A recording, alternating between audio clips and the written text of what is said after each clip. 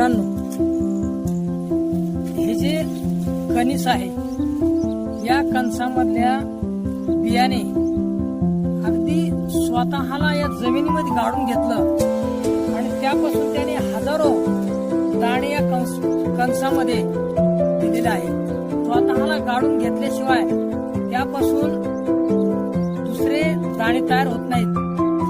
कोणाला तरी एकदा स्वतःच बलिदान त्या ठिकाणी द्यावं लागतं, तेव्हा कुठं त्या ठिकाणी क्रांती होत असते. शेतकरी हा लाखो जनतेला पोसत असतो.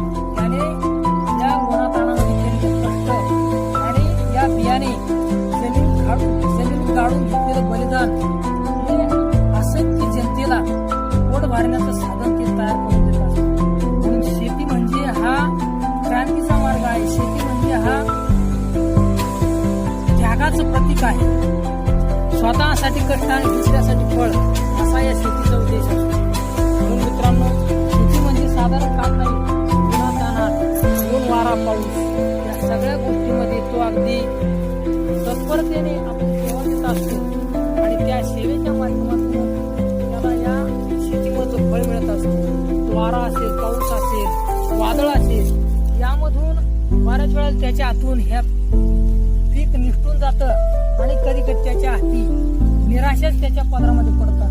म्हणून शेतकरी हा नेहमी आपल्या कष्टाचं बलिदान हा आपल्याला देत असतो आणि त्या बलिदानामधून सगळ्यांना तो पोसत असतो.